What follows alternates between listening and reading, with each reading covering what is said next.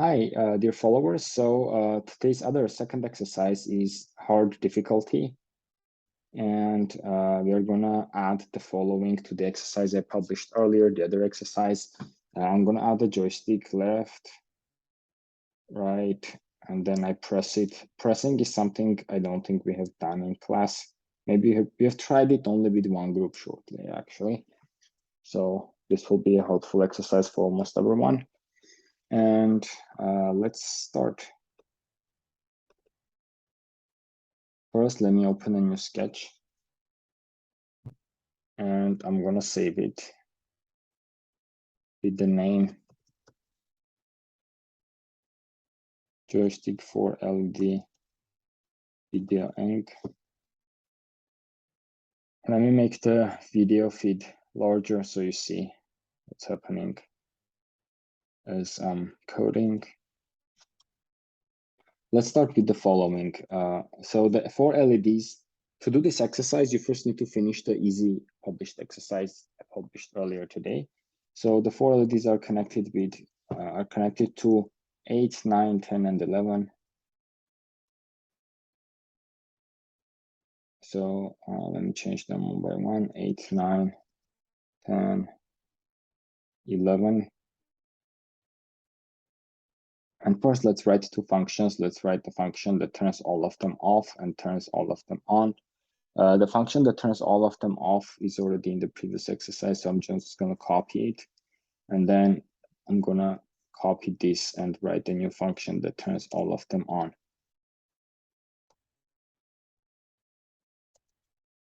Hi. So now these functions, if I don't write anything in the void loop, nothing's going to happen right now. There is no code that's turning any of these lights on and off. In the void loop, let's write a basic loop that turns all of them off and turns all of them on. So blinks all 4 lights simultaneously.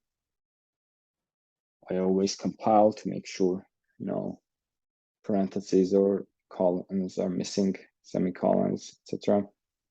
See, now I have a blinking.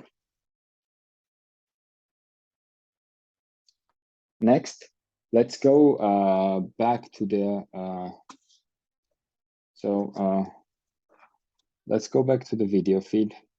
I wasn't using the joystick so far. Let's go back to the video and I'm going to show you how to connect the joystick. So if you see, I have 4 connections. I have 5 connections out of which I'm using 4. GND, 5V, VRX, SW. So GND is GND, it's the brown one. I'm going to just connect it directly to the GND of the board. The red one is 5V. I'm going to connect it to the 5V of the board. This is easy. We have done this a lot. We've used this joystick a lot. So SW, the yellow one, it's a digital sensor. It recognizes when it is being pressed. So SW, I'm going to connect it to digital 2. And the orange one is connected to VRX. VRX corresponds to the left-right movement. And I'm going to connect this to the A0 because this is an analog type sensor. So it's not an on-off sensor. It's like measures how much left or how much right the sensor is. After that, let me come back here and do the following. So I'm going to create a variable that measures and stores the sensor data. So int s equals analog read. S is the name of the variable. You can choose any name you want. I'm reading S from A0, so S will be the left-right movement. S stands for sensor. Actually, X would be a better name. I'm gonna name it X.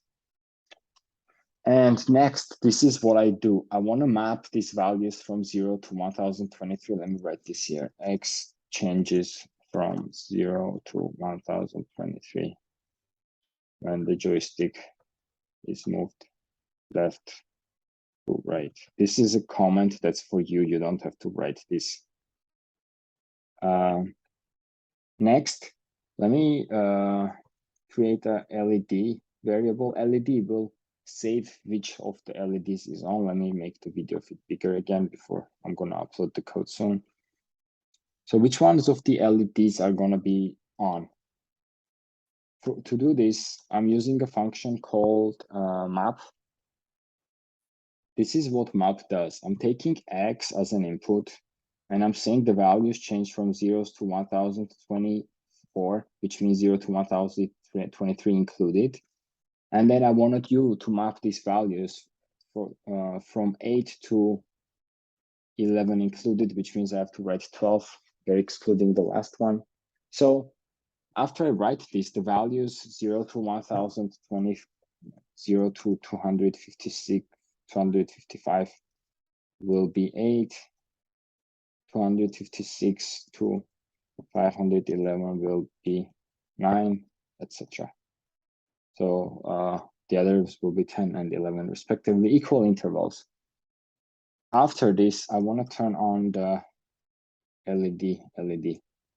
Digital write LED will be high.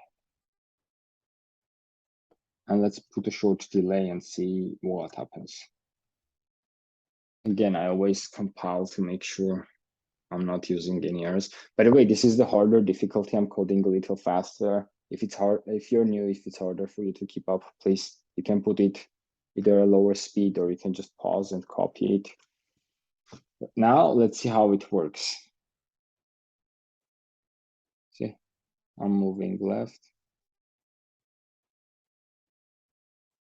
When I don't touch it at all, it's at the center, which is around 500, like 11. That's why it's like 9, and the second from the right is on. And I push it all the way right. It goes to the other right.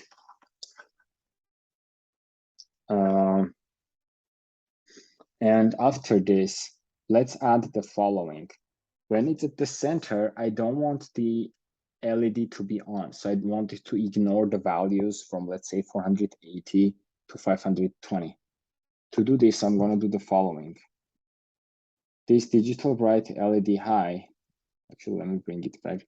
I'm going to write an if and say if X is smaller than 480 or X is bigger than 520, I open and close if. And I'm going to bring this digital write inside this X. So now it only turns on any of the lights if X is not between 480 and 520. I say if it's smaller than 480 or it's bigger than 520, then you can turn the corresponding LED on. Let me upload this code. See, now when it's at the center, none of the lights are on. And then left, and then right. Right, and then left. And then I leave it alone. So again, it's just being ignored. So after we learned this, let's learn how to use the button of the sensor.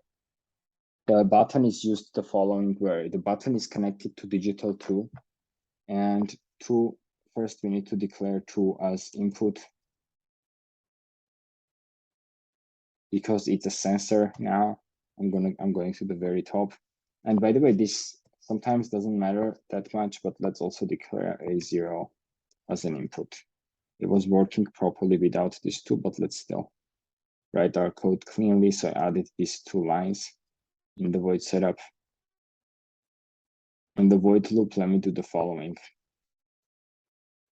I'm going to write digital write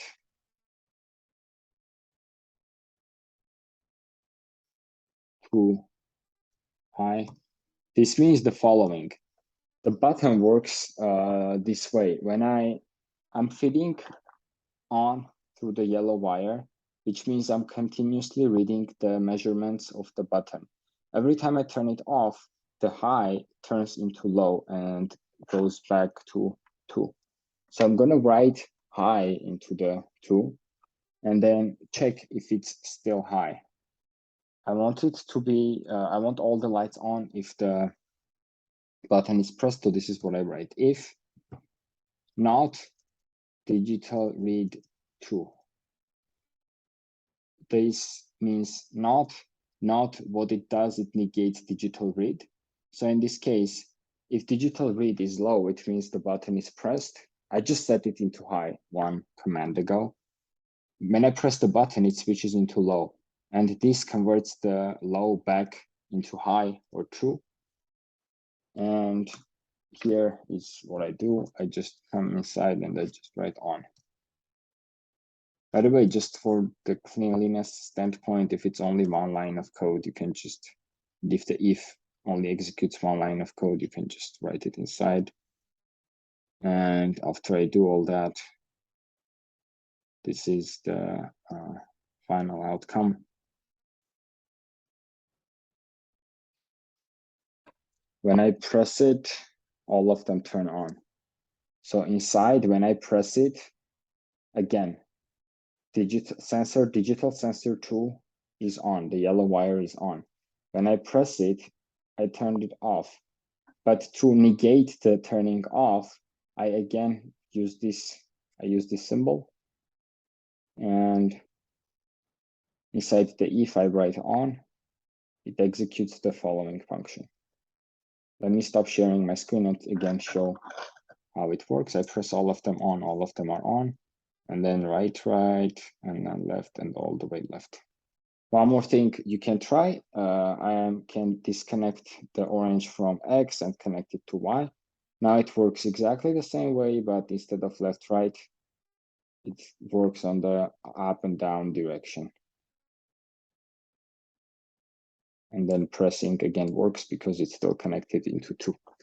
Thank you for watching. And if you have questions, you can email me or write on the Instagram, and see you next time.